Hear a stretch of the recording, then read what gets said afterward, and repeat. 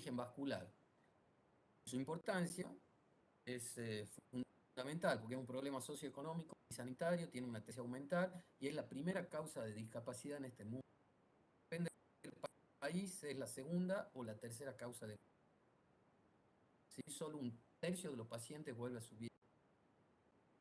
El ACV hay dos tipos, de manera muy simplificada y en patología, el ACV hemorrágico y el ACV isquémico. Nos vamos a ocupar del ACV isquémico, que tiene una prevalencia muchísimo más alta que el ACV hemorrágico. El ACV hemorrágico, sin embargo, es mucho más llamativo en el cuadro clínico, pero el ACV isquémico muchas veces puede ser sutil, otras veces un poco más grave y constituye hasta el 85% de los casos.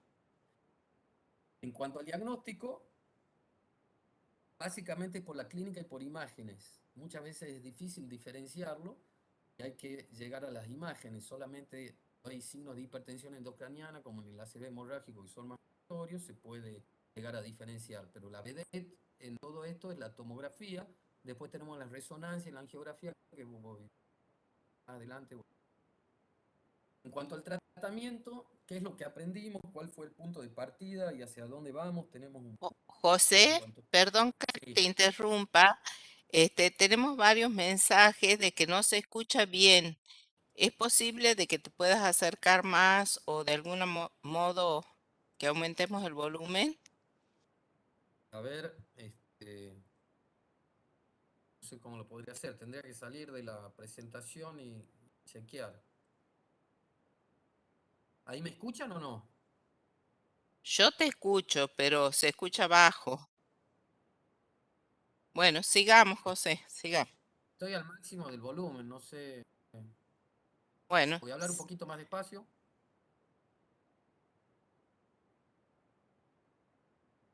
El tratamiento del ACV agudo básicamente comienza y el cambio de paradigma se da en el año 95. Dos trabajos, el ECAS 1, el ECAS 2, donde con el RTPA, que es una droga fibrinolítica, se logra tener resultados positivos en los pacientes en una ventana de 3 horas y 4 horas y media, con el segundo trabajo. Surgen ciertos conceptos como el concepto de penumbra, que es el sector cerebral potencialmente salvable con alguna función terapéutica. A partir de todo esto surge lo que se conoce, esto está traducido del inglés, como cadena de supervivencia, que es todo el sistema sanitario organizado para la atención del paciente con ACV.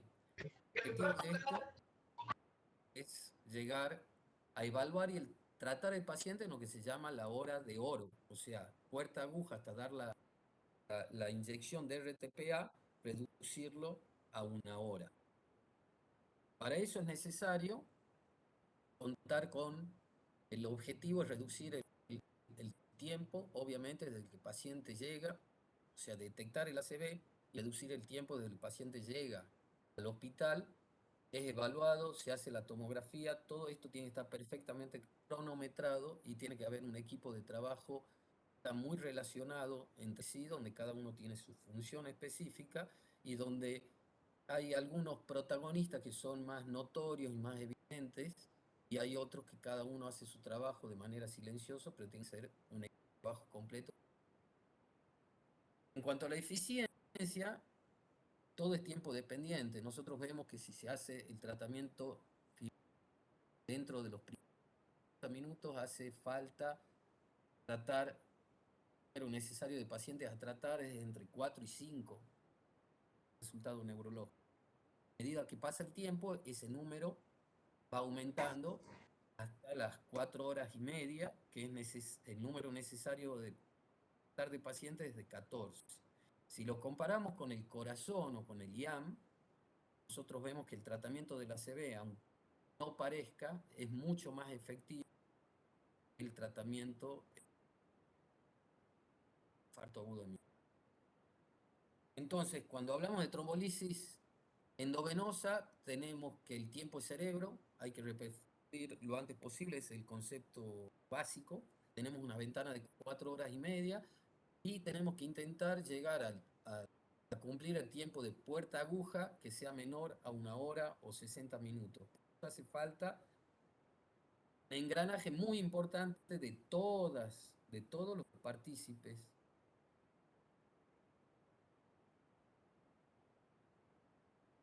en atención del paciente con ACV. ¿Qué pasa con la trombolisis endovenosa? Si bien después de mucho trabajo y mucho estudio, en el 2015 se cumplieron 20 años, ¿sí?, de trombolisis endovenosa y hay muchísimo para festejar. Sin embargo, tiene algunas limitaciones. Las limitaciones fundamentales son la ventana terapéutica, el poco tiempo, y armar todo el sistema destinado a recibir, a tratar y a tratar el paciente. Hay muchas contraindicaciones para dar trombosis, hay un listado grande, cirugía reciente, trauma, etcétera. Y el poco efecto beneficioso que tiene cuando la obstrucción es de algún vaso grande, ¿sí?, ya sea la carota o ya sea la arteria cerebral media, que constituye justamente en 35 al 40% de todo lo que se ve. Entonces, ¿qué está pasando? ¿Qué pasó? Ya hablamos un poquito de lo que es el tratamiento endovenoso, pero ¿qué está pasando con el tratamiento intraarterial? ¿Sí? Si nosotros hacemos una línea del tiempo, nosotros vemos que en el año 98-99 se hicieron los primeros, se pasaba por punción femoral, se pasaba alguna microguía, una cuerda intentando abrir la arteria o desarmar el trombo, y realmente hasta el año 2012-2013 no fueron más que fracasos y mucha frustración. Ningún estudio demostró tener beneficios sobre el tratamiento médico o la fibrosis endovenosa. O sea que el tratamiento intraarterial, a pesar de todos los esfuerzos y de todas las expectativas, no demostró ser eficiente. Tenemos que seguir participando, aprendiendo a lo largo del tiempo. Se renovaron los dispositivos, fueron evolucionando, primera, segunda, tercera generación, aprendiendo más sobre la enfermedad, hasta que llegó el año 2015, donde se publicaron, realmente se empezaron a hacer estos trabajos en el 2013,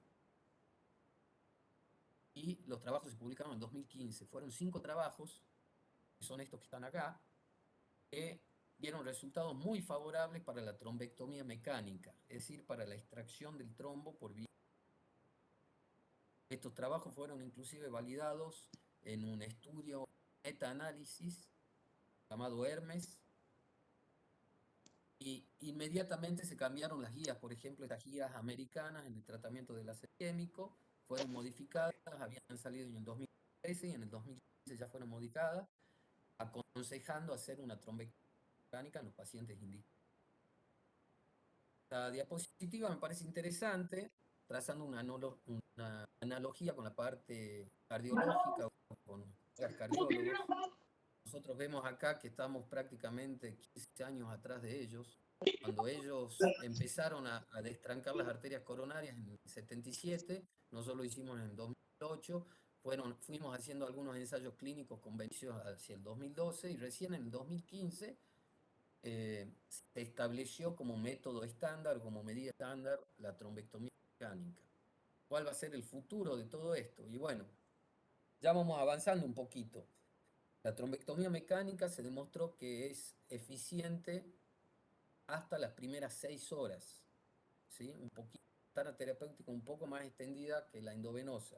Sin embargo, ya en el 2017 aparecieron ciertos estudios, comparaban la resonancia magnética, y cuando había un mismatch entre el estado clínico del paciente y el tamaño del infarto por resonancia. En ciertos casos seleccionados se llegó inclusive a extender la ventana terapéutica hasta 24 horas. Lo que generó, obviamente, que en el 2018 se vuelvan a modificar la CBIQ. Entonces, resumiendo un poquito, la trombectomía mecánica es el tratamiento de elección y es la primera elección en pacientes con oclusiones de grandes vasos, ¿sí? El tratamiento con endovenoso no debería demorar tratamiento de trombectomía mecánica, y muchas veces la clínica, si es que no disponemos de resonancia, la escala del NIH, puede predecir la función de un vaso grande, pueda ser el paciente beneficiado con una trombosis. Es decir, que estamos de nuevo ante una situación que premia, el tiempo apremia y que hay que responder lo antes posible. En cuanto a la técnica de la trombectomía mecánica, es una punción en la arteria femoral. Hoy estamos haciendo en algunos casos eventuales punción en la arteria radial. Se sube con, puede ser un stent recuperador de trombo o Sentate, pueden ser Pri. catéteres de aspiración, Sentate. ¿sí? O una ¿Ah? combinación de los dos que se llama Soluna. ¿Qué te vas? Pediría que bajen el micrófono, no sé quién está con el micrófono, no sé si me escuchan, ¿se solucionó eso? Sí se escucha, José, bajito se escucha. Me decía acá, te hago un aporte antes que sigas, la parte técnica, que por ahí si apagas tu cámara, tal vez se pueda escuchar un poquito más alto. Y a los demás, por favor, que silencien los micrófonos. Ok, o sea que debería salir de la presentación todo o... No, apaga la No, cámara, fíjate abajo donde dice iniciar video, a ver, apagalo y vemos, probamos si se escucha un poquito más alto. Pero dentro de todo se escucha. Estoy compartiendo pantalla y debería salir de la pantalla para apagar la cámara. no, José, no salgas, solamente en donde dice iniciar video, aprieta ahí y Puede te ser que vamos esté a dejar arriba, de ver a vos. Bien. si no lo tenés abajo, fíjate en la parte de arriba con el mouse, que se te despliega.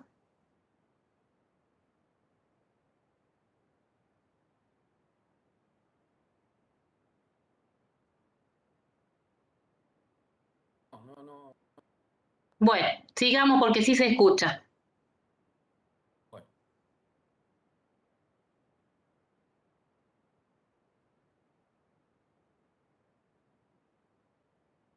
Lo que voy a poner ahora es un video, que es el setup, así trabajamos nosotros con el anestesista, un poco para que conozcan lo que es la sala de hemodinamia.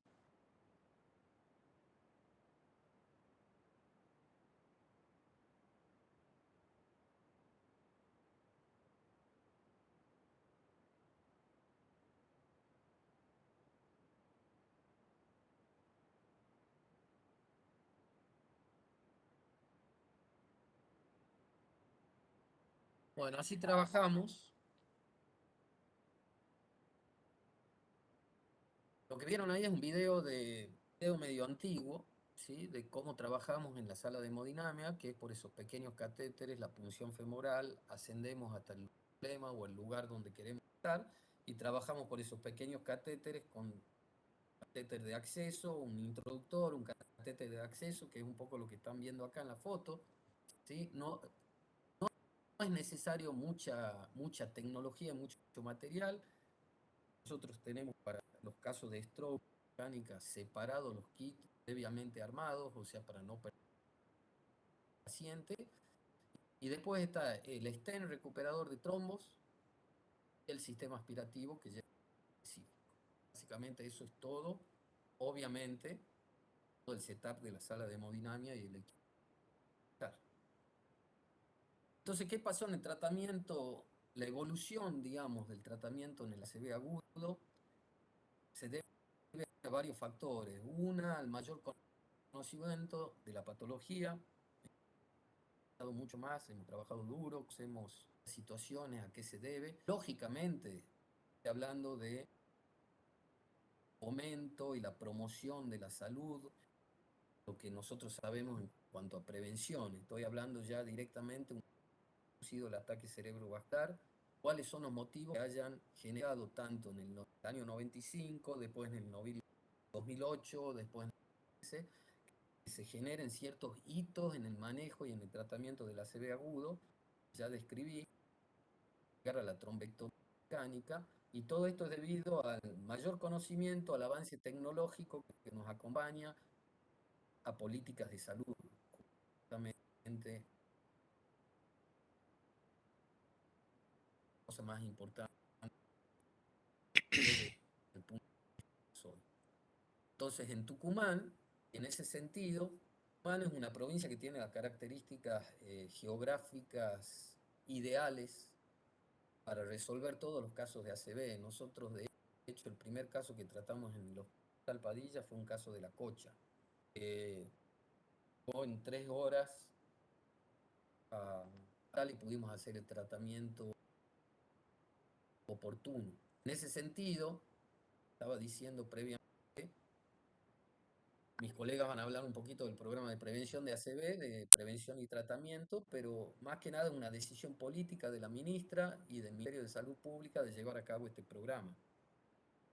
Nosotros iniciamos esto y ahí también quiero destacar a mi amigo Julio Fernández, su tenacidad y sus ganas de llevar adelante esto y su insistencia, que empezamos hace mucho tiempo a hacer campañas de promoción y educación de lo que es el ACV. Todo esto se vio coronado en un congreso que hicimos en el año 2019, un congreso de altísimo nivel nacional, muchísimo éxito y muchísimos inscritos. Eso va a hablar un poquito. Este es un video que le voy a poner de lo que es la sala de hemodinamia del Hospital Padilla. ¿Cuál?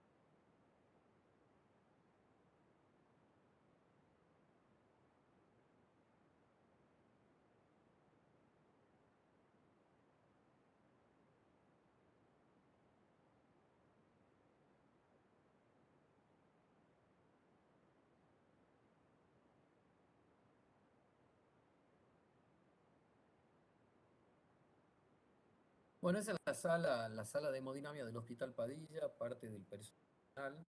Parecía Julieta, la secretaria. Acá hace falta una interrelación y un equipo disciplinario y realmente un trabajo en equipo.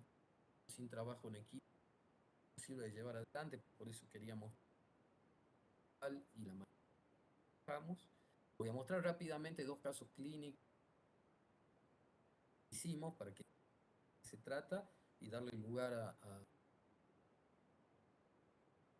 Este es un caso de un chico de 16 años, sin antecedentes médicos, obviamente, presenta un episodio extraño mientras estaba en el gimnasio de síncope, de padecimiento, y al día siguiente empieza con una hemiparesia. Llega al Hospital Padilla, se realizan estos tiempos de resonancia magnética, evidencian esta lesión isquémica insular y un stop en la arteria cerebral media, no sé si lo ven al punto, arteria cerebral media derecha, acá no se ve. Y en la angiografía, topa acá, ya llega a la clínica. Catéter hasta la carótida, de ahí otro microcatéter y llegamos y hacemos un pase, ponemos un indicador de trombo acá, hacemos un pase sin mucho éxito. TISI es una escala que usan mucho los cardiólogos, que es función y permeabilización vascular. Es uno de los grandes hitos también que nos permite avanzar en esta técnica, porque empezamos a hablar todo en ver un poquito de qué se trata las escalas cerebrales, cerebral y el escalas de utilización. Acá vemos otro pasaje a otras ramas de la arteria cerebral media. Se ve inyección del microcatéter y acá cómo se va abriendo la arteria, que es una perfusión TISI grado 2A. Es el máximo. Tercer pase en la arteria más importante, se ve que el paciente, estos son las inyecciones desde el microcatéter para que vean cómo y esto es dinámico, cómo quedó en respirador y acá hay un balón en la carótida, permita que suban los flujos, trombos, y se ve cómo estamos bajando con radioscopía. Y así se recupera el trombo. Ese es el control final con todas las ramas cerebral media. Así es como empezó el paciente, topa acá,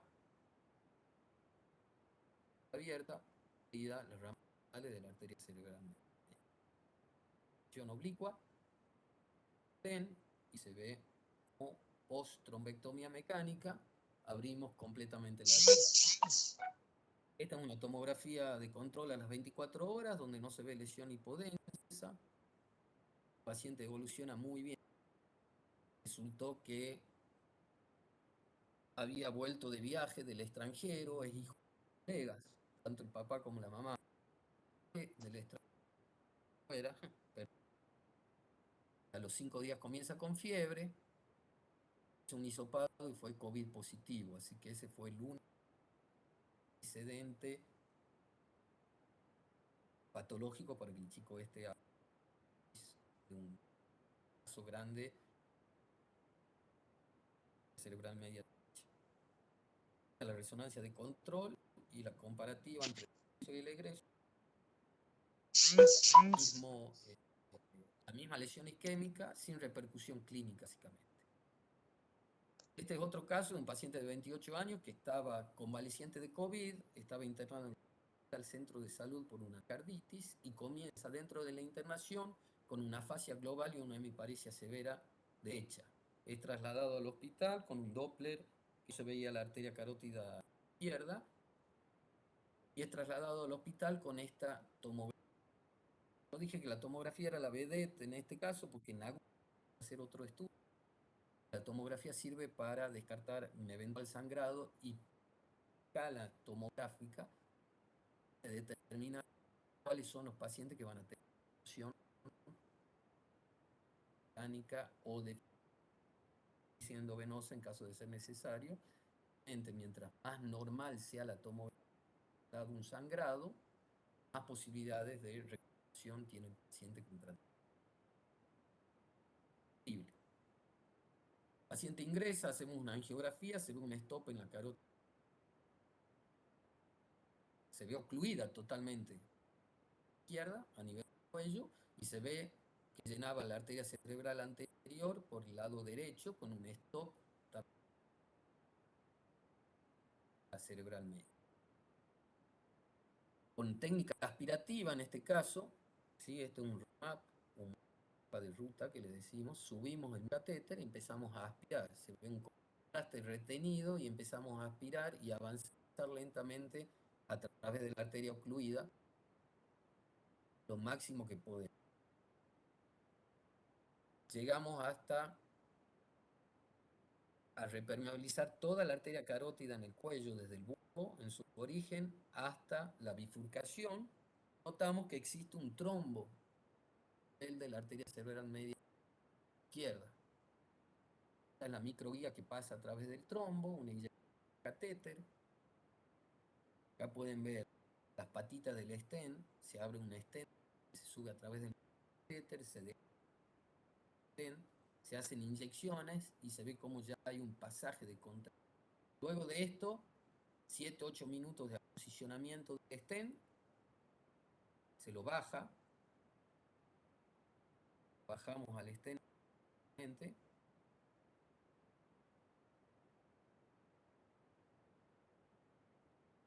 obviamente las posibilidades de éxito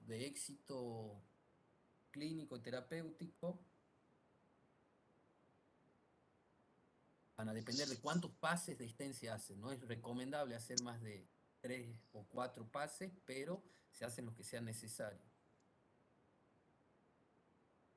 Acá vemos cómo queda la arteria abierta, de frente, como en la presión, y se recupera todo el flujo de esa arteria. Ya ven el stop que había en la arteria, el stent pasado, la rama abierta. Y esta es una foto del stent con el trombo recuperado.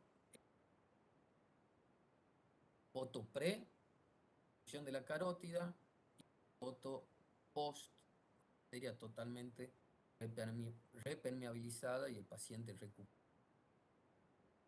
Igualmente, frente, pre y post, perfil que tenía toda la arteria, desde el cuello, desde el busto tapada, hasta la repermeabilización completa. El paciente evoluciona muy bien, satisfactoriamente, le queda una lesión braquial y cierto trastorno del lenguaje, pero está en rehabilitación y mejora.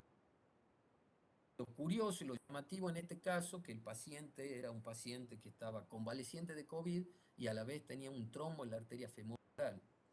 Entonces, después de hacer la intervención nosotros y pasarle políticos, pasar en la mecánica, entraron los cirujanos vasculares y le hicieron ectomía del trombo que tenía en el. Esta es la resonancia del cerebro de control, y el paciente con muy buena función. A pesar de todo, tenemos muchísimas dudas y muchísimas preguntas en la trombectomía mecánica. Esto nos quedará seguir avanzando. Bueno, estas son cosas un poquito más específicas que No, sí, vamos lo mismo, Steffi. Sí, el problema es de allá. ameritan una charla mucho más larga. Resumiendo ya para darle lugar a mis colegas, básicamente las estrategias que se han demostrado totalmente efectivas son las campañas de información y educación, enseñar a la población lo que es una ACV, los equipos de trabajo entrenados y capacitados, código de stroke, traslado lo más rápido posible y reducir todos los tiempos. Y lo que está demostrado con evidencia altísima y lo que se hace en las guías es tener una unidad de stroke capacitada con personal capacitado, una radiografía sin contraste como ya expliqué, fibrinolítico, pero sin demorar el tratamiento endovascular de trombectomía mecánica con este respirador y la recanalización que tiene que ser mínimamente TC2B o 3, que era lo que explicaba antes, dentro de la ventana terapéutica de 6 horas. Y para los casos seleccionados donde en la tomografía de resonancia hay un mismatch, ya sea radiológico o clínico radiológico, esa ventana se estira hasta 24 horas. Entonces, resumiendo, el tratamiento adecuado de la ACV tiene sus beneficios. En conjunto, si nosotros internamos el paciente en una unidad de stroke, hay un 14% de posibilidades de mejoría de ese paciente. Si hacemos trombolisis endovenosa, un 30% de posibilidad de que ese paciente mejore hasta las 4 horas y media. Si hacemos una trombectomía mecánica en un vaso grande dentro de las primeras 6 horas, hay un 50% de posibilidad de que ese paciente se recupere. Es decir, que si nosotros tomamos estos 3 parámetros o 3 conductas en conjunto, hacemos la diferencia con una mejoría mayor al 70% paciente en un proceso seguro que se puede repetir técnicamente. No es difícil, sino que necesita de una organización y como decisión política de poder recibir, tratar a estos pacientes. En este sentido, vuelvo a repetir, el doctor Julio Fernández está haciendo un gran esfuerzo intentando que se promulgue la ley nacional de ACV, todos los pacientes puedan tener acceso y que se les garantice la posibilidad de recibir este caso de que sea necesario. La verdad que es una patología muy prevalente, afecta a toda la sociedad en su conjunto, todo paciente, a su familia, a su entorno. Entonces es una del COVID necesita que le prestemos atención y que tiene. En este sentido, nosotros tenemos los centros de referencia que el programa de prevención y tratamiento de ACV, que es el Hospital Padilla, por supuesto, y actuando en conjunto con la parte privada, la pública, y la parte privada, la clínica más, el sanatorio. Conclusión, el ACV es una emergencia, hay que tratarlo como tal. Muchísimas gracias, espero que hayan escuchado. Sé que hay problemas de sonido, pero si hay alguna duda o pregunta, encantado de responder. Parece que me extendí un poco y que necesito, Excelente, José, sí se escuchó, se escuchó. bueno, Si les parece, seguimos con las otras presentaciones y hacemos después al final las aportes, las preguntas, si están de acuerdo.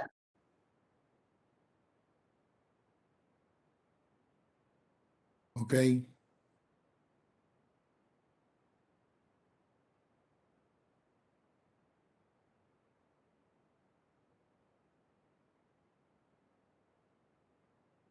Bueno, sigo yo.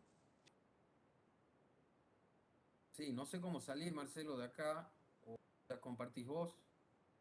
José, Ahí, fíjate arriba, andate arriba de la pantalla. Sí, ya está, detener, listo. Ahí está. Ah, perfecto, buenísimo. ahí está. Ujú.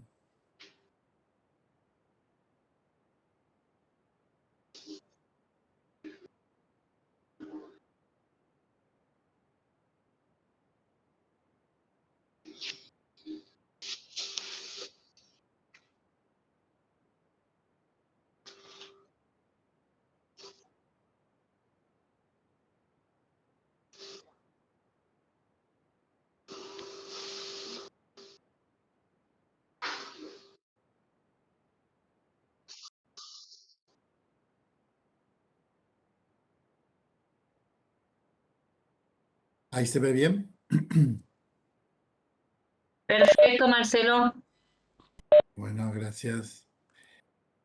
Bueno, muy buenas noches a todos. Muchas gracias a ustedes, doctora, por invitarnos a participar de este ciclo de Ateneos Clínicos de COVID-19 que la verdad que fueron muy necesarios para muchos compañeros y colegas de las distintas instituciones y efectores de salud, no solo de la provincia, sino de otras provincias también. Bueno, yo para darle continuidad a la charla de hoy, voy a presentar la unidad provincial de ACB, que como dijo José hace un momento, es una unidad que fue creada en el gobierno, en el primer gobierno del gobernador Mansur y por la ministra Rosana Chala, quien manifestó cuando lanzó este programa que tenía como objetivo disminuir la mortalidad de los pacientes y prevenir secuelas a través de la implementación de una red de asistencia protocolizada pública y privada.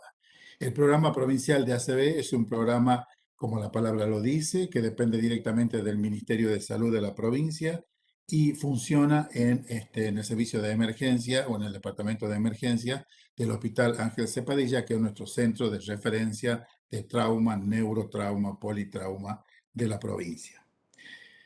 Para hablar un poquito de la epidemiología de la ACV en Tucumán, podemos decir que Tucumán tiene una población, Tucumán es la provincia más chica de la Argentina, es la provincia más densamente poblada del país, con una población aproximada de 1.700.000 habitantes, tiene una superficie de 22.524 kilómetros cuadrados, una densidad de población de 72 habitantes por kilómetro cuadrado, una concentración urbana del 80% en las principales ciudades, capital y en las ciudades más grandes, con una casuística de 4.400 casos de ACV por año, 12 casos por día, con 1.318 muertes al año. Lo que no es poco y confirma un poco lo que dijo hace un momento José al finalizar su presentación, donde remarcó la importancia de que el ACV sea entendido como una gran emergencia a nivel mundial y una de las primeras causas de discapacidad a nivel mundial y en algunos países primera causa de muerte. El Hospital Ángel Cepadilla, como les decía, es un centro de referencia de la patología neurológica y neuroquirúrgica de nuestra provincia. En el año 2020 se atendieron 676 casos de ACV en el año, 2 casos por día, correspondiendo al 18% de la consulta neurológica que ingresa por el servicio de emergencia en el hospital. Es la principal causa de internación por patología neurológica y en el año 2020 se hicieron 68 trombolisis, lo que significa el 13,6%. Este es un croquis, un plano de nuestro hospital que ocupa una manzana en el barrio sur centro sur de la ciudad, de capital. Esta es la calle Alberdi y esta es la calle Lavalle. Por aquí es el ingreso de las ambulancias al departamento de emergencia, donde se encuentra el servicio de emergencia en la planta baja y en el primer piso la unidad de terapia intensiva número 1, que es la unidad de mayor capacidad de camas que tiene el hospital. Luego, a continuación de eso, tenemos el servicio de diagnóstico por imágenes, donde tenemos el tomógrafo y el resonador. Al lado se encuentra el servicio de hemodinamia y pasando un pasillo tenemos la unidad neurocardiovascular, que ya vamos a hablar un poquito de ella. Y muy próximo y en el mismo casi a continuación, pero en distintos niveles, se encuentran los dos servicios de neurología, las salas 12A y B. Una es de varones y otra es de mujeres, donde son salas de internación neuroquirúrgica, neurología clínica y quirúrgica, ambos servicios. Haciendo un poquito un reconto de la historia de cómo empezamos a trabajar en esta área o en esta especialidad o en esta rama en el Hospital Padilla, fue a partir del año 2015 donde se crea la unidad neurocardiovascular, que es un servicio cerrado, pertenece al departamento de cardiología y al departamento de emergencias también. Es una unidad coronaria más una unidad de stroke, tiene 8 camas críticas, una cama disponible para las emergencias vasculares, ya sea neurológicas o cardíacas. En el año 2016 se crea el servicio de hemodinamia, que es el que acaba de presentarle José, ese video con el parte del equipo de enfermería y técnico de la unidad. Y en el 2017, por una resolución ministerial, se crea el Programa Provincial de Prevención de ACV, que cuenta con una guardia de médico neurólogo las 24 horas del día en el servicio de emergencia, un enfermero entrenado en neurología que está las 24 horas del día exclusivamente para la unidad de ACV, disponibilidad de atender o resolver el stroke a través de fibrinolítico con RTPA, como lo dijo José también, y disponíamos de una ambulancia exclusivamente para stroke. Disponemos de angiotomografía computada las 24 horas del día y resonancia magnética 17 horas las 24 del día. A partir de la creación de este programa se iniciaron diferentes campañas de prevención primaria y se articularon con el subsector privado. En una primera instancia, este programa nació como un programa mixto, estatal y privado, porque el centro de referencia o de ingreso de los pacientes por ACV es en nuestro Hospital Padilla. Y luego, si el paciente tenía seguridad social, era derivado para que se realizara el tratamiento, o debe ser derivado, mejor dicho, no era, para que se realice el tratamiento a las dos instituciones privadas con las cuales se firmó un convenio, que es la Clínica Mayo de nuestra ciudad y el Sanatorio 9 de Julio, quienes dos personas de esas instituciones integran el Comité Provincial de ACV. La unidad neurocardiovascular fue denominada en memoria del doctor Enrique Alonso, no en memoria, sino en reconocimiento, porque no murió. Es un servicio cerrado, a la cual le denominamos UCI 3, posee 8 camas críticas para el manejo hiperagudo y agudo del ACV isquémico y de la enfermedad coronaria. Tiene una cama disponible para las emergencias vasculares, como el IAM y el ACV isquémico. Es una unidad coronaria y una unidad de ACV. ACV tiene disponible las 24 horas un médico cardiólogo y un médico neurólogo, que es el de la unidad, y tiene un médico clínico las 12 horas. Las especialidades más cercanas son clínica médica, hematología, kinesiología, neurocirugía, fonoaudiología y nutrición, con lo cual trabajan coordinadamente y articuladamente para una atención integral de todas estas profesiones durante el tratamiento, durante la internación en una coronaria y para cuando el paciente es externado o a la sala de clínica o a las salas de neurología con apoyo de kinesiología, fonoaudiología y nutrición permanente. La unidad neurocardiovascular, las 8 camas de la unidad cuentan con monitores multiparamétricos, electrocardiograma, holter de arritmia, ecógrafo portátil, ecocardiograma, doble vascular, todo el equipamiento necesario para que funcione como una verdadera unidad neurocardiovascular. No solamente una unidad coronaria, sino que es una unidad neurocardiovascular y eso es lo que destacamos siempre, porque como dije hace un momento, tiene destinadas sus camas para pacientes con emergencias coronarias y neurológicas y por lo cual dispone de un médico cardiólogo y un médico neurólogo. La ambulancia de stroke, antes de que tuviéramos las ambulancias, teníamos un ingreso de pacientes aproximadamente del 29% y a partir de la ambulancia un 61%. Esta era la ambulancia que disponíamos y que estaba con un chofer y el enfermero que pertenece a la unidad las 24 horas del día haciendo base en el Hospital Ángel C. Padilla. Una unidad especialmente equipada con un maletín, con todo lo necesario para poder atender al paciente en su domicilio, que ya lo vamos a ver un poquito más adelante. Lo que hacía la ambulancia cuando ingresaba el llamado a través de la línea del 107. El 107, si el paciente presentaba signos, síntomas de una ACV, el coordinador o el operador que ya estaba previamente entrenado cómo iba a continuar el interrogatorio de ese familiar que llama por esa consulta para poder dirigirlo y hacerlo más enriquecedor al interrogatorio y brindar mayor precisión y la derivación que sea adecuada de la unidad, ha logrado, para nosotros tuvo grandes logros y un gran éxito en todo lo que hemos podido trabajar con esta ambulancia. Como les decía, el paciente presenta los síntomas, llama al 107, el 107 derivaba inmediatamente a la ambulancia de stroke que se encontraba haciendo base en el Hospital Padilla. El diagnóstico del ACV se hacía en el Hospital Padilla y luego, si el paciente no tenía cobertura social, se internaba en el mismo hospital y se hacía todos los tratamientos farmacológicos o quirúrgicos que fuera necesario. Si tuviera obra social, era derivado al sanatorio privado. Esto no se está realizando como quisiéramos en la articulación con el subsector privado, con lo cual es una deuda que tenemos para que en algún momento podamos tener una mejor respuesta de este subsector para la mayor eficiencia del funcionamiento de la unidad de ACV. La ambulancia de stroke, lo que nos permitía disponer de esta ambulancia era la prenotificación y el equipo poder prepararse.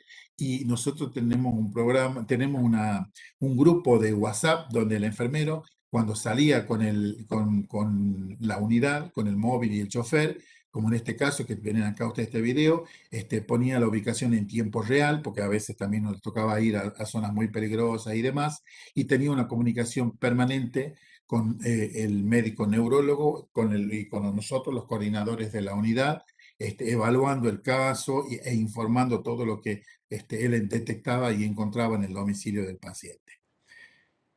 Esa prenotificación, cuando el enfermero iba al domicilio, permitía hacer un screening de ACV, establecer el horario de inicio de los síntomas, qué antecedentes previos tenía, y hacer una atención integral e inicial, colocando oxígeno al paciente, una vía periférica, hemoglucoteco, agucheck y todo lo necesario para poder precisar el diagnóstico y minimizar los tiempos para no salir o no perder ese periodo de ventana del que habló José hace un momento. Estos son los tiempos de respuesta recomendados y que nosotros tenemos propuesto para trabajar. A partir del momento de que ingresa al servicio de emergencia el paciente, a los 10 minutos ya tiene que tener hecha la evaluación médica inicial, a los 15 minutos tiene que haber sido evaluado por el equipo de stroke, enfermero y médico neurólogo que se encuentra en el servicio de emergencia, a los 25 minutos ya tiene que tener realizada la tomografía computada, a los 45 minutos debe estar interpretada con diagnóstico esa tomografía computada y a los 60 minutos haber iniciado ya la administración de la RTPA si el paciente es un candidato para este tipo de tratamiento. Esto en el transcurso de los años, de los meses que venimos trabajando, lo hemos ido eficientizando a un momento tal que hemos protocolizado, donde el enfermero ya no pierde el tiempo porque podría ser que el paciente esté atendiendo, el neurólogo, perdón, esté atendiendo a otro paciente. Entonces, para evitar pérdidas de tiempo y salirnos de esta hora de oro que disponemos y que nosotros nos hemos propuesto cumplirla, ya tiene protocolizado y el enfermero ingresa al paciente y en muchos casos automáticamente va directamente al tomógrafo para poder hacer la tomografía y disminuir el tiempo de demora hasta el inicio del tratamiento. Este es un video que les voy a mostrar más gráficamente sobre cómo trabajaba cuando disponíamos de la ambulancia, que no disponemos en este momento de la ambulancia porque la pandemia ha hecho que se requiera que la unidad sea llevada a la Dirección Provincial de Emergencia y ahora es una unidad más de la Dirección Provincial de Emergencia y no disponemos de la ambulancia, con lo cual estamos un poco preocupados y queremos manifestar la necesidad de poder contar de nuevo con esa unidad porque nos ha dado grandes resultados.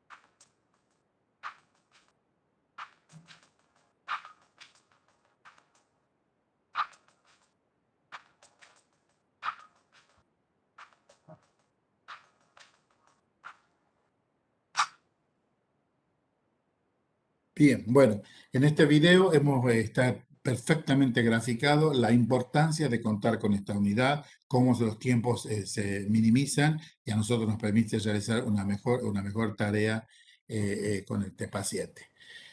Acá rápidamente vamos a explicar cuáles son las funciones del enfermero de ACV y las funciones del médico del equipo de ACV que está en el hospital. Bueno, el enfermero hace la detección del paciente en la guardia, que muchas veces el paciente ingresa y se mezcla, pero para eso también nosotros hemos entrenado al personal de admisión para que cuando identifique signos o síntomas de ACV, inmediatamente llame al enfermero que se encuentra en el shock room las 24 horas del día. Notifica al neurólogo, solicita la tomografía computada, inicia las medidas de atención inicial, determina la hora de inicio, controla parámetros, toma muestras para el laboratorio, coloca el acceso venoso, prepara al paciente para la angiotomografía y prepara y administra la medicación en el caso de que esté indicado o el paciente sea candidato para fibrinolítico. El enfermero, además de hacer toda esa tarea dentro del servicio de emergencia, y culmina la tarea del enfermero cuando el paciente es internado en la unidad neurocardiovascular, porque ya queda a cargo de los enfermeros de esa unidad para la administración de los fibrinolíticos. Además, tiene la función de que cuando disponemos de la ambulancia, trasladarse, el enfermero sale del hospital en la ambulancia a evaluar y a traer a los pacientes que son candidatos para tratamiento o están en el periodo de ventana. Muchos casos nos ha tocado en algunas situaciones que los pacientes no eran con sintomatología de ACV, pero eran pacientes graves que pudimos también intervenir en ese tipo de situaciones. Y lo que hace cuando llega al domicilio y establece los signos y síntomas que presenta el paciente, notifica al equipo para que además se prepare y se minimicen los tiempos de espera del paciente en la emergencia. Bueno, y el médico de ACV o el médico neurólogo que está de guardia, evalúa al paciente, confirma el horario de inicio, informa a los familiares, evalúa las neuroimágenes, determina las indicaciones y las contraindicaciones de la RTPA, determina las opciones terapéuticas que tiene el paciente, indica la medicación y monitoriza al paciente durante el tratamiento con fibrinolítico. Registra al paciente en la base de datos que disponemos, que ya les voy a mostrar, que para nosotros es muy importante. Este registro de ACV a nosotros nos permite disponer de todos los datos que nosotros hoy le podemos ofrecer a ustedes y al sistema de salud, al ministerio y a todo lo demás para poder mostrar la tarea que realiza esta unidad y poder nosotros también mejorar todos los procesos. Estos datos nos permitieron mejorar todos los procesos y evaluar en forma permanente todo el trabajo que estamos realizando. Estos datos son ingresados por el médico neurólogo, por el médico que está en el equipo de la unidad. Los pacientes que están con línea de colores indican los pacientes que han sido sometidos a trombectomía mecánica, a los que han sido a RTPA y a los que han recibido los dos tratamientos. Y así, eso, como les decía, esa base de datos nosotros nos permite establecer la edad promedio de los pacientes, cuál es el horario de mayor ingreso. Podemos ver que de todos los pacientes ingresados, el 63% son del sexo masculino y el 37% del femenino. Indudablemente está mostrando que los hombres somos los que tenemos más malos hábitos que las mujeres. Cómo ingresan a la unidad de ACV o en forma espontánea. un 36%, a través de la ambulancia desde el domicilio un 30% prácticamente, un 1% solamente hicieron un ACV dentro del hospital y un 34% fueron derivados en ambulancia desde otros centros u otras instituciones. Esto, por ejemplo, nos muestra los pacientes con factores de riesgo cardiovascular, que el principal factor de riesgo cardiovascular, como vemos acá, más del 70%, es la hipertensión arterial. Y ahí tenemos todos los demás factores que ya conocemos que son factores de riesgo de la enfermedad del ACV isquémico. Los total de ACV isquémicos tratados por mes y los tipos de tratamiento. Acá en este gráfico, los subtipos de ACV, como pueden ver ustedes, el 70% de los pacientes ingresados sufrieron un ACV isquémico y el 88% fueron sometidos a RTPA. Este gráfico es muy significativo para nuestra unidad porque esto nos llena de orgullo a nosotros. Podemos mostrar cómo ha sido el crecimiento a partir del año 2015, que hemos empezado con 4 casos de trombolisis y el año pasado hemos llegado a 68 pacientes trombolizados y este año, en lo que va hasta la fecha, ya llevamos 74 pacientes trombolizados, o sea que ya hemos superado el número del año pasado y todavía nos quedan 2 meses más para finalizar el año. O sea que este es un gran acierto la creación de esta unidad y el funcionamiento de nuestra unidad. Acá está parte del equipo que está funcionando. Este fue el equipo inicial. Actualmente la ministra sigue siendo la presidenta del comité o del programa provincial de ACV. El coordinador general es el doctor Julio Fernández y los coordinadores, el jefe de la unidad es el doctor Jerónimo Cosio y yo soy un miembro más del equipo de la unidad. Y acá está la doctora Fernández, que es la directora del hospital donde funciona el programa. Para finalizar, quiero dejar estas palabras que para nosotros, como profesionales de la salud, nos llena de orgullo que la provincia sea la única provincia del país que dispone de una unidad de ACV totalmente estatal, que depende del Estado, subvencionada por el Estado, creada por el Estado y mantenida por el Estado. Y para cerrar, le quiero dejar esta frase del doctor Ramón Carrello que dice que solo sirven las conquistas científicas sobre la salud si estas son accesibles al pueblo. La unidad provincial de ACV es totalmente accesible a nuestros ciudadanos y estamos muy orgullosos de pertenecer a esta unidad. Muchas gracias.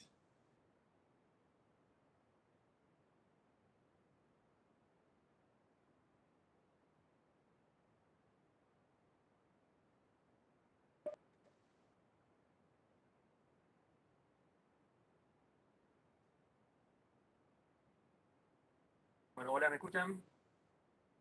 Sí, Jero, se te escucha. Sí, Bueno, ahora continúo yo. Felicitaciones, José y Marcelo, por las presentaciones. Bueno, comparto la mía.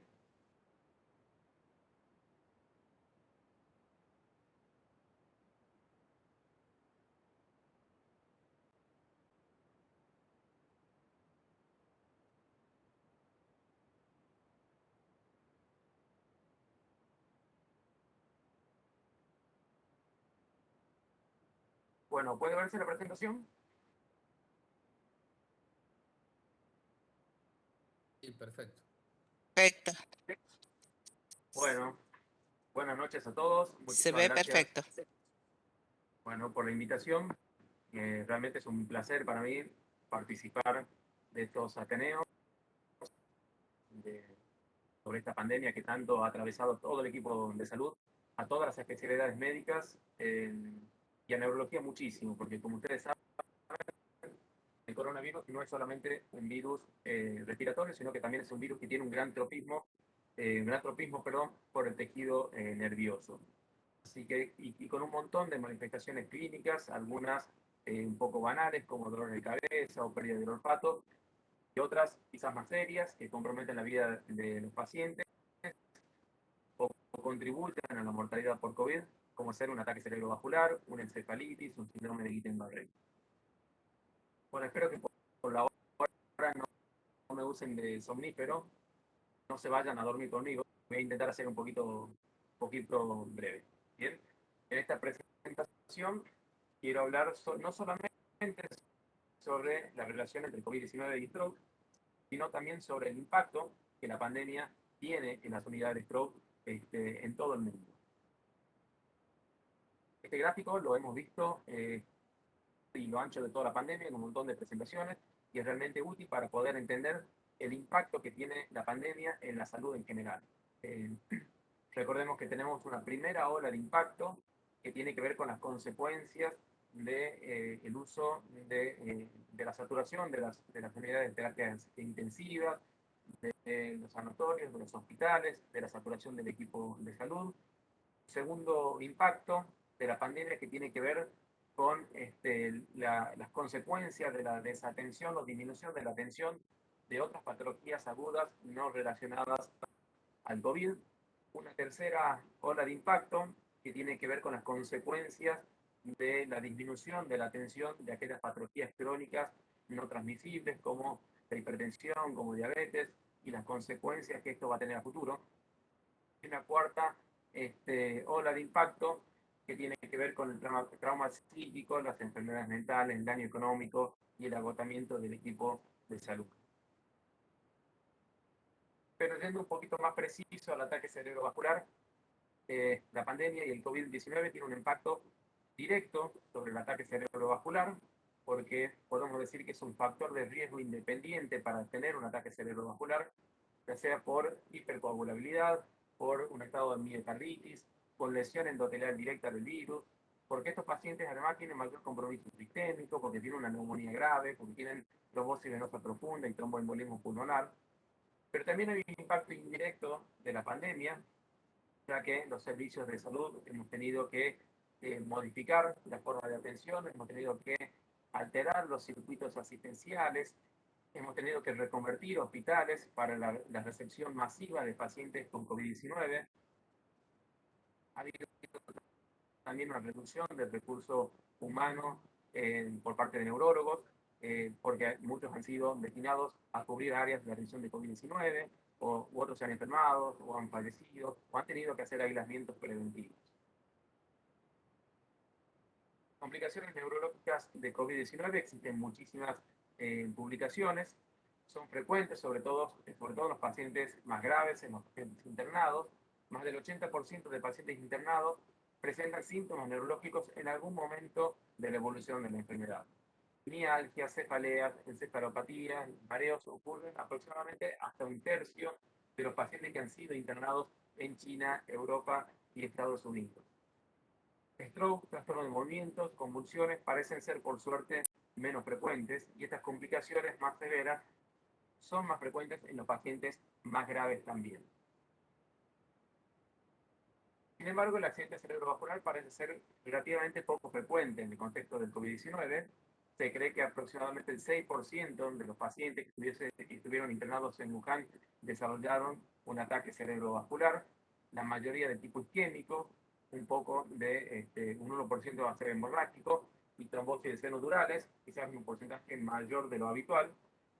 Y los ataques cerebrovasculares ocurrieron en el 1% de los pacientes con COVID leve y hasta el 6% de los pacientes con COVID severo. Si buscamos bibliografía en PubMed, existe muchísima publicación, más de 2.000 publicaciones en los últimos meses, y cada vez es creciente los reportes de la asociación entre COVID y stroke. Sin embargo, esta relación no es sencilla, es una relación compleja y heterogénea. El COVID-19 parece ser un factor de riesgo independiente para una salud, como la hipertensión crónica, como la diabetes. Sin embargo, existen múltiples mecanismos propuestos, ya sea directos o indirectos, para producir un ataque cerebrovascular. Sin embargo, no hay un prototipo clínico imagenológico exclusivo del stroke por COVID, ya sea porque existen poblaciones muy diversas, mecanismos de producción diferentes, perfiles imagenológicos muy distintos y por lo tanto el pronóstico también es muy variado. En cuanto a los mecanismos propuestos de stroke en pacientes por COVID, son diversos. Se habla mucho de un estado de hipercoagulabilidad, y esto es lo que vemos sobre todo en pacientes con trombosis venosas cerebrales. Son aquellos pacientes en los que encontramos elevación del fibrinógeno, de dímero D, de anticuerpo antifosfolipídico. También estado de hiperinflamación, son aquellos pacientes en los que encontramos incremento de proteínas C reactivas o de ferritina sérica, que son los marcadores que en la práctica diaria podemos medir, sumado también a que estos pacientes tienen una hipoxia severa, producen encefalo también, eh, y la injuria miocárdica también. Estos pacientes pueden tener miocarditis, como el caso que presentó José al comienzo, y desarrollar un stroke isquémico a partir de una fuente cardioembólica. Sin embargo, hasta el 65% de los casos de los pacientes con COVID y stroke no podemos llegar a tener un diagnóstico preciso de por qué ha ocurrido.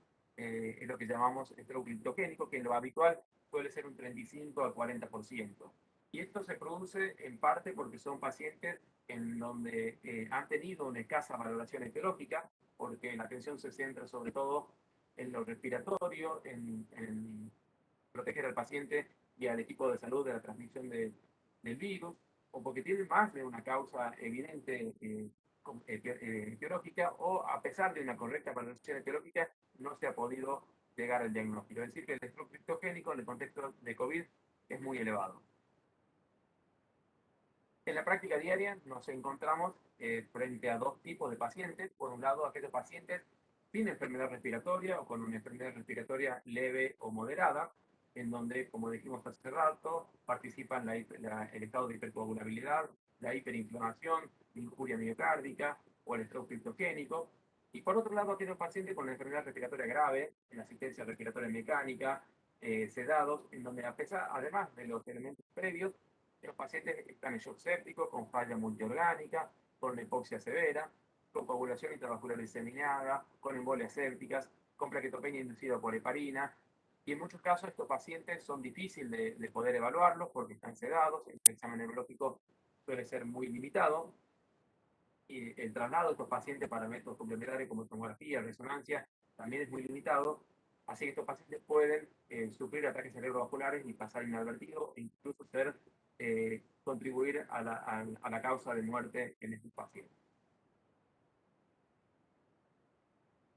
Ahora bien, ¿cuál es el impacto de la pandemia en el stroke? Podemos decir que existe un impacto prehospitalario y un impacto hospitalario.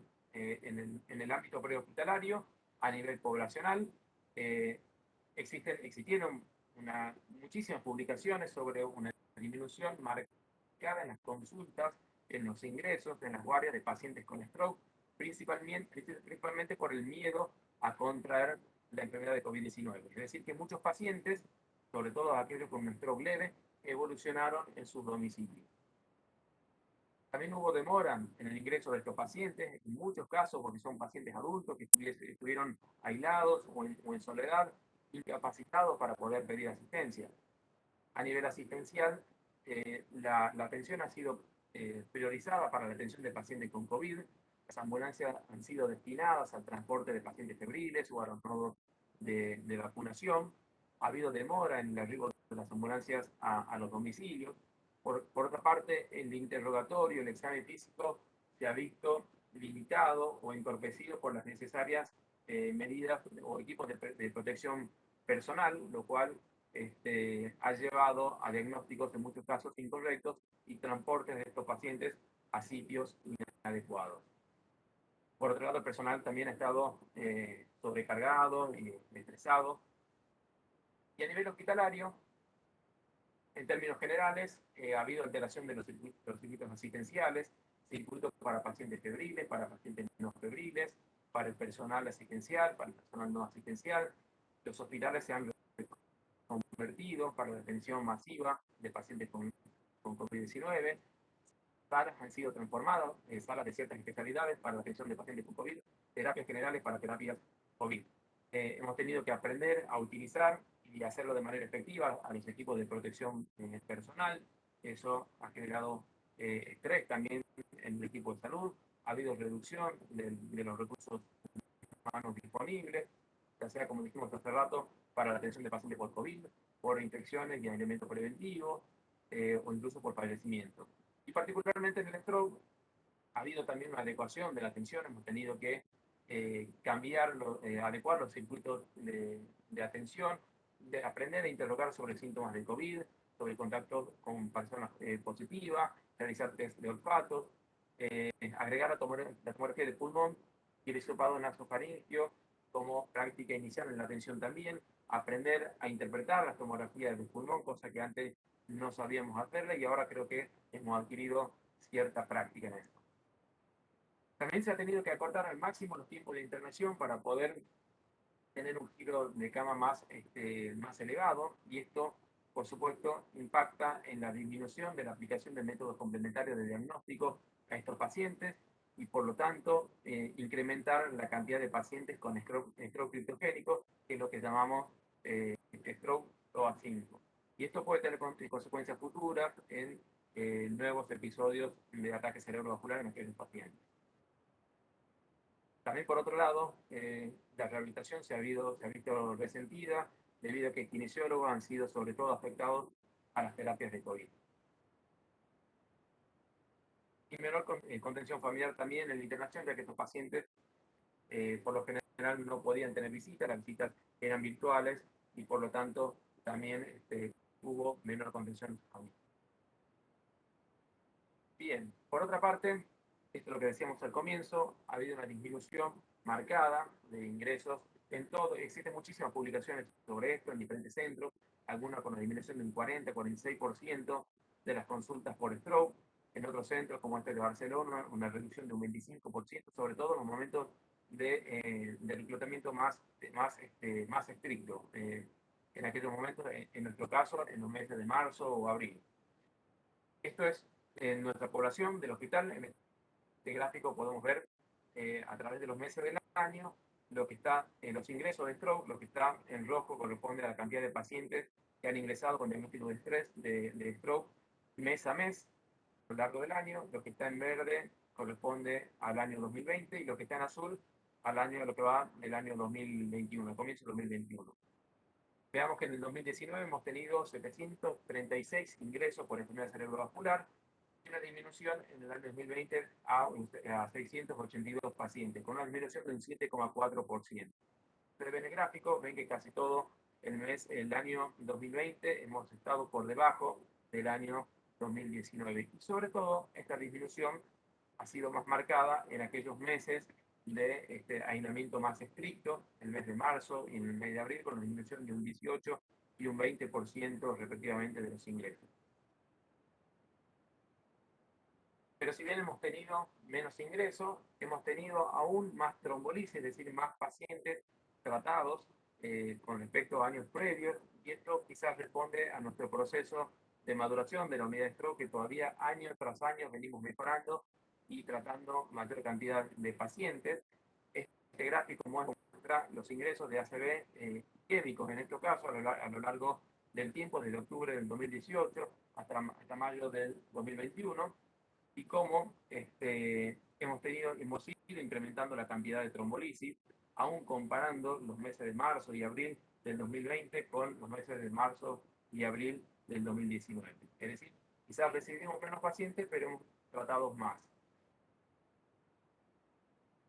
Este es el gráfico que mostraba Marcelo hace un rato de cómo año tras año hemos ido incrementando la cantidad de pacientes trombolizados en la unidad de stroke. Incluso actualmente ya hemos superado al año pasado.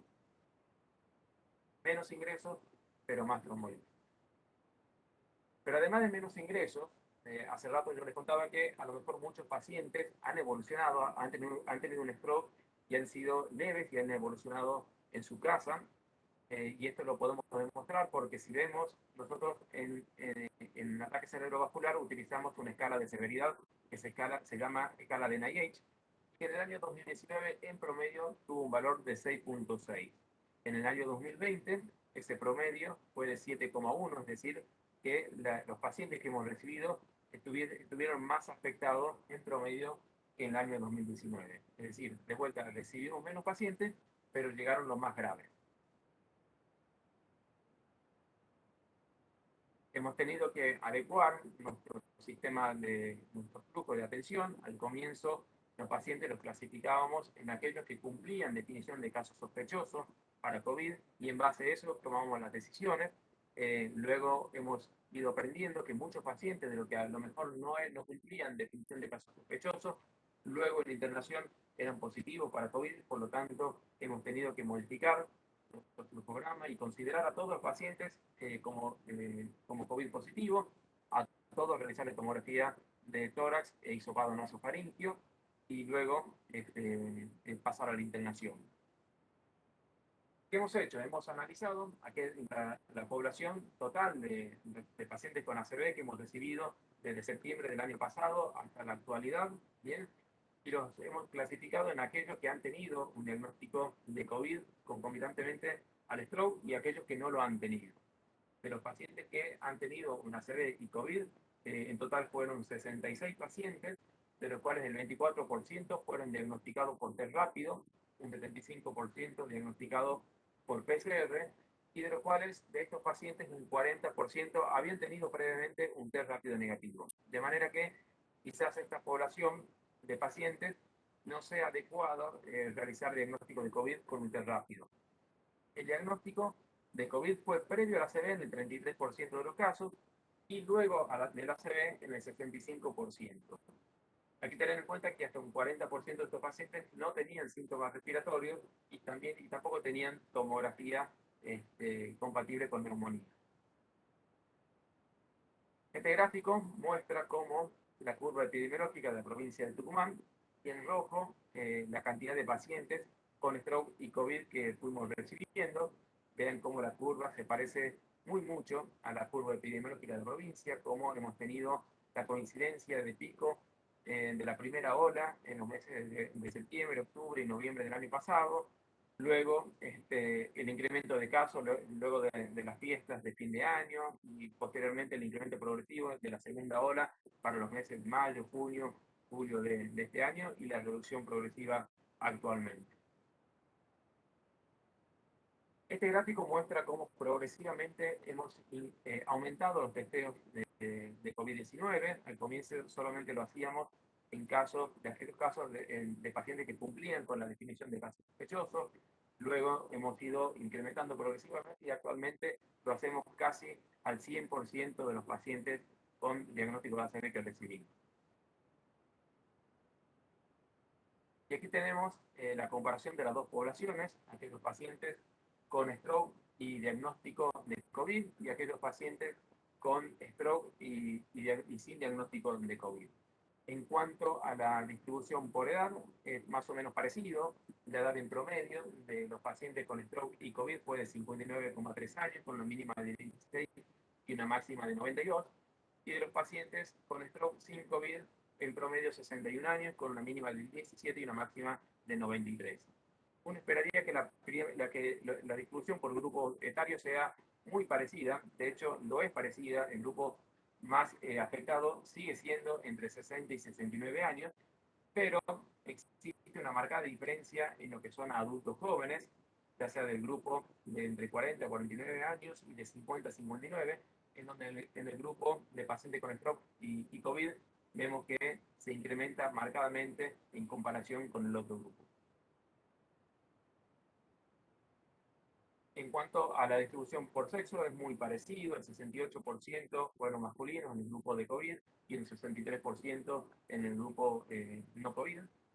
En cuanto al subtipo de stroke isquémico, esto también es muy similar, con algunas diferencias. La gran mayoría, por supuesto de stroke isquémico, seguido de hematomas intraparenquimatosos, pero la diferencia es en las trombosis de senos durales, en donde el 3% de la población de stroke y COVID tuvieron trombosis de senos durales versus un 1% de la población de stroke sin COVID.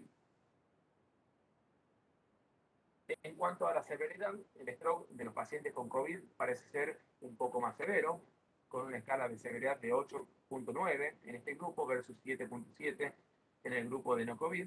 Sin embargo, no tuvimos marcada diferencia en nuestra población en cuanto a la mortalidad, un 15% versus un 14,5%. En cuanto al subtipo de ACV isquémico, esto es lo que hablábamos hace un rato, el incremento marcado del stroke criptogénico, que habitualmente en nuestro medio es de un 35-40%. En la población con COVID, en nuestro grupo detectamos un 64%. Y esto es lo que explicábamos en parte por la menor aplicación de estudios complementarios para llegar al diagnóstico etiológico preciso, o por en muchos casos, a pesar de hacer estudios exhaustivos, no se llega al diagnóstico etiológico preciso. En cuanto a los patrones de infarto por difusión, pues esto quizás es un poquito más técnico. El patrón más frecuente fue el infarto córtico subcortical, seguido del infarto lacunar, luego las afecciones múltiples agrupadas en el mismo territorio vascular, finalmente las afecciones dispersas en diferentes hemisferios o territorio vascular. Este dato es bastante interesante.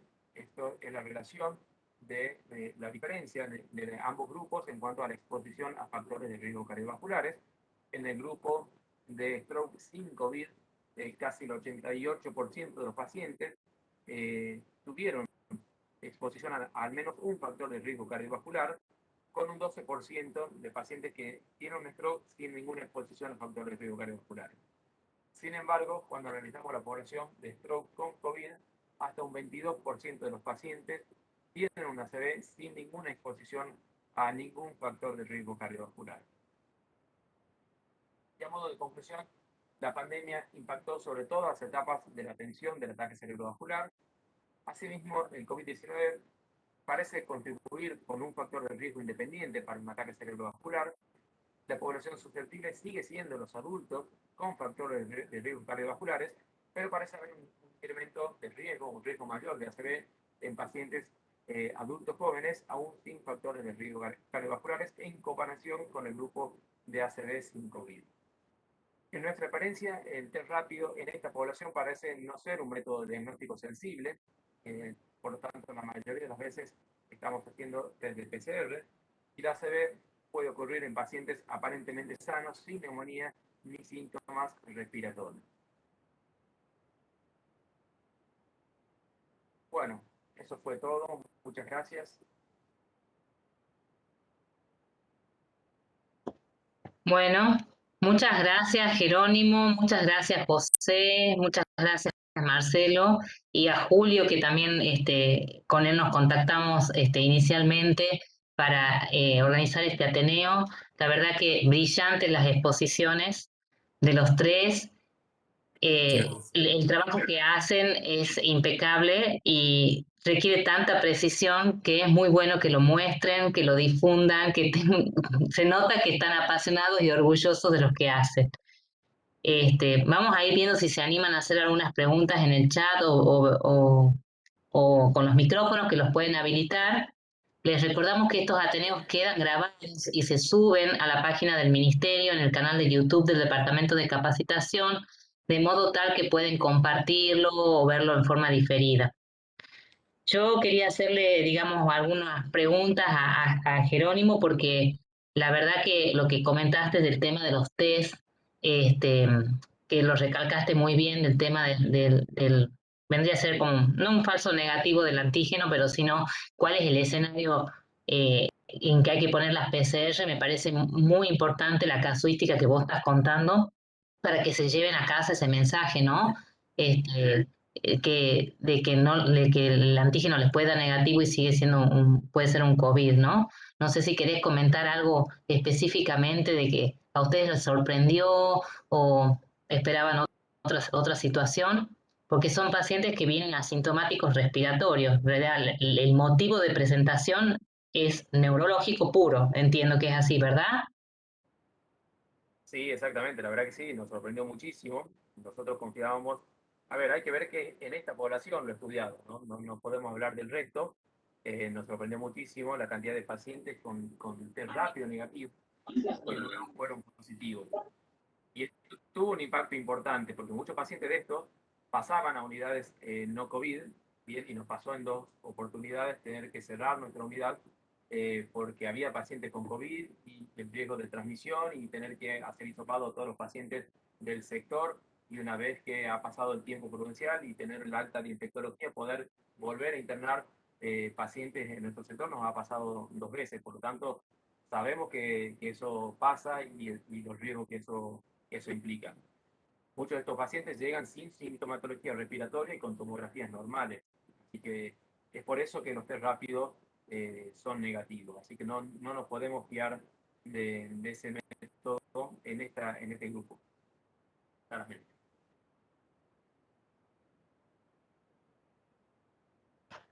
Perfecto. Bien.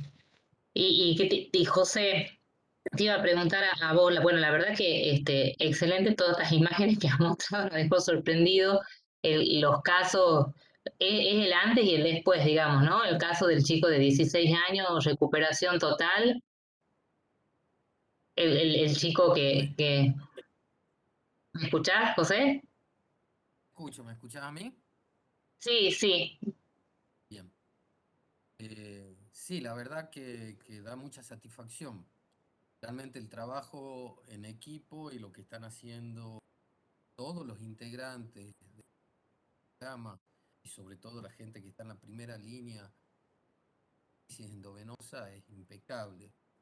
Pero en el momento que nos toca entrar a nosotros o trabajar a nosotros con la mecánica, realmente los resultados se ven en el momento también, ¿sí? Porque muchas veces lo hacemos con anestesia local, el paciente está alérgico o no puede verse y uno saca el trombo y cambia el paciente. Realmente el número de trombectomías mecánicas que estamos haciendo debería ser mayor. Existe una, a llamarse administrativo, económico, logística, por el cual deberíamos estar haciendo más casos todavía. Realmente es un hito, un cambio de paradigma total, una nueva era, una nueva etapa en el manejo de ACV.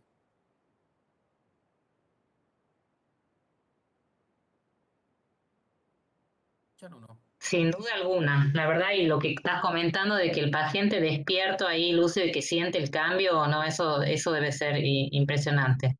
La verdad que para atestiguar. Y Inclusive, quería preguntar, sí, sí, José, sí.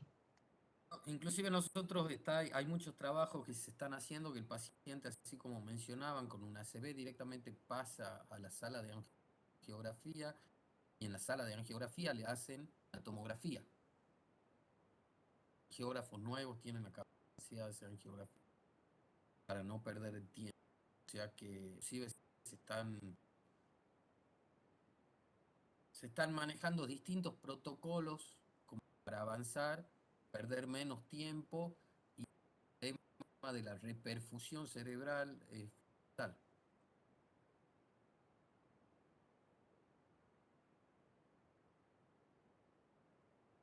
La verdad, chicos, que es sorprendente el trabajo que hacen, es sorprendente que exista un programa así en el sistema público de salud al cual todos tienen acceso. Creo que merece mucha difusión este programa. Espero que pronto puedan recuperar la actividad habitual, la ambulancia y demás. Espero que esta pandemia, este respiro que nos está dando la pandemia, sea duradero o por lo menos eh, que se vaya de una vez y podamos seguir todos con nuestras actividades. Y realmente me impactó mucho lo que presentó José acerca del impacto de la pandemia. Cada uno lo ve al impacto de la pandemia en el área que le compete, ¿verdad? Pero cuando tenemos la oportunidad de escuchar a los demás, realmente es una pandemia que nos afectó a todos, nos afectó a todas las especialidades, eh, a toda la población y al mundo entero. Así que espero que puedan retomar sus actividades habituales, seguir perfeccionándose. Esa hora de oro que ustedes van logrando es maravilloso realmente. Así que espero que el programa tenga más difusión. Yo en lo personal no lo conocía de esta manera. Es algo con lo que cuenta nuestra población y que se tiene que difundir. Así Así que es, Normita. felicitaciones. Hay que Así difundir. es. Acá hay una pregunta en el chat para alguno de los tres. Una consulta dice, ¿tuvieron casos de stroke o cuadros neurológicos post vacunación? No sé si querés comentar, Julio, que tuvimos en el Ateneo, bueno, alguno que quiera comentar de ese tema. Sí, vimos al En marzo y abril tuvimos 4 casos de trombosis de senos durales y que el único factor, digamos, que podría tomarse como desencadenante o predisponente fue la vacunación para el COVID, que en estos 4 casos fue con la vacuna Sputnik. Hicimos un Ateneo al respecto porque llamaba la atención que no había publicaciones con esta vacuna de trombosis de senos durales o de trombosis venosa en general, y si estaba descrito con la vacuna de AstraZeneca y la de Johnson Johnson. Aún hoy no existen publicaciones, nosotros diagnosticamos con posterioridad solamente un caso más posiblemente vinculado, no tenemos la certeza, a la vacuna Sputnik, 2 casos más con la de AstraZeneca, y lo que sí vimos, como bien lo mostró Jerónimo, que también hay una relación en el post-COVID con trombosis de senos durales. Tenemos un caso con trombosis de ambas venas yugulares internas y varios casos de trombosis de algunos senos cerebrales. Sí, pero hemos tenido casos de cosas neurológicas cercanas a vacunación. Por ahí no hemos podido hacer el diagnóstico preciso de que haya sido por vacuna. En algunas hemos tenido la intención de dosar factor plaquetario 4 y no hemos conseguido. Así que en muchos casos no sabemos si es una relación casual o causal, pero han pasado cosas en relación con la vacuna.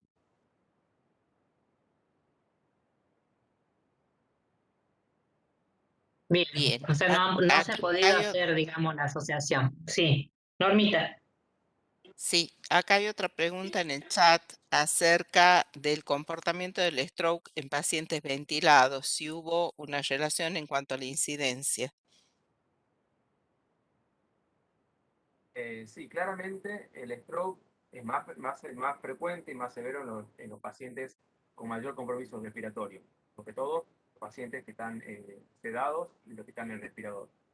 En nuestro hospital eso no lo hemos visto porque no ha sido un hospital que de inicio fue para la contención de COVID, sobre todo en terapia intensiva. Sí, hemos tenido salas adaptadas para COVID, pero la terapia no ha sido el mayor fuerte del hospital para COVID. Por lo tanto, no hemos tenido muchos casos, han sido pocos los de los pacientes que hemos podido diagnosticar en el contexto de una infección respiratoria severa, pero también porque sucede lo que yo les comentaba hace un rato, que son pacientes de difícil evaluación y que no se pueden trasladar, por lo tanto, pueden pasar desapercibidos y están sedados, incluso pueden fallecer y no tener el diagnóstico.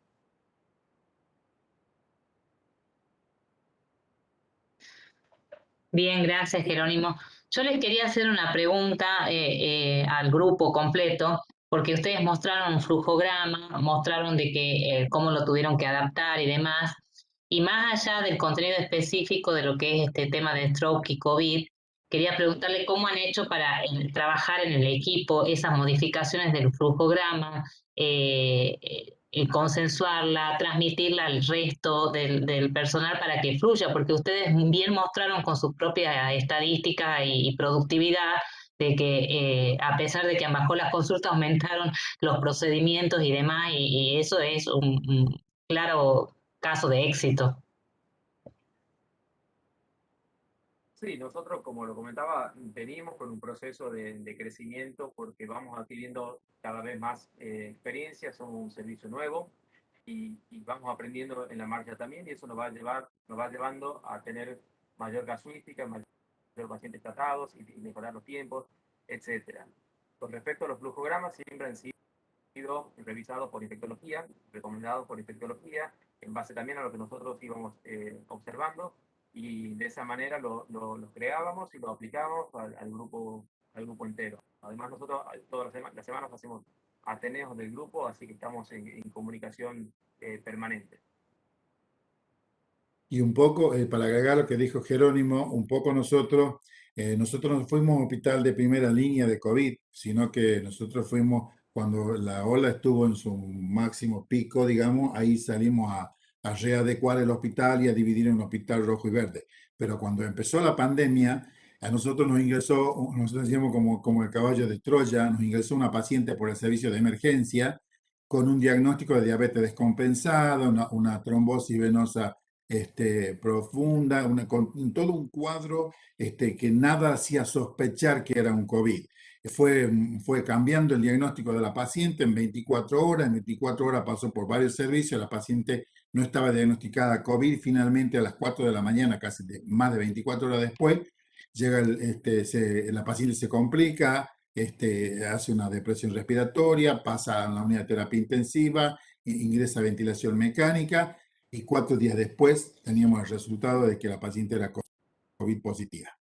Eso significó que pusiéramos mucho personal del servicio de emergencia en cuarentena. Era el primer caso, recién empezábamos nosotros con esta patología, entonces extremábamos todo. Yo tuve 16 enfermeras en cuarentena por haber estado en atención de esta paciente y hubieron algunos médicos también. Entonces, eso hizo a que todo el servicio de emergencia trataran ellos mismos de eficientizar los procesos de atención y de cuidado en las medidas de prevención para la atención de pacientes COVID. De hecho, que no tuvimos casi personal contagiado en la unidad a partir de ahí, ¿no? Y entonces todo el mismo personal generaba cómo adecuar el protocolo para que los pacientes no se queden sin el diagnóstico y tratamiento oportuno, y a la vez se puede hacer un diagnóstico también de COVID. Sí, Excelente, Marcelo, la nosotros, verdad que la experiencia es impresionante. Sí, Julio. sí, es como que uno va estableciendo los procesos, pero a la vez va adaptándolo a cada situación en particular y muchas veces a cada paciente en particular, porque hemos tenido casos de stroke en una emergencia que ya se salía de ventana y no teníamos tiempo de hacer un test, entonces preferimos vestirnos todo como si fuera un caso positivo y obviar el paso del hisopado para acortar los tiempos y para poder ganar terreno en esta patología, ¿no? Claro, en el contexto epidemiológico, totalmente va como corresponde. Exacto. Bueno, acá Franco parece una consulta y quedó ahí. No sé si quiere decirlo con el micrófono, Franco Cardoso.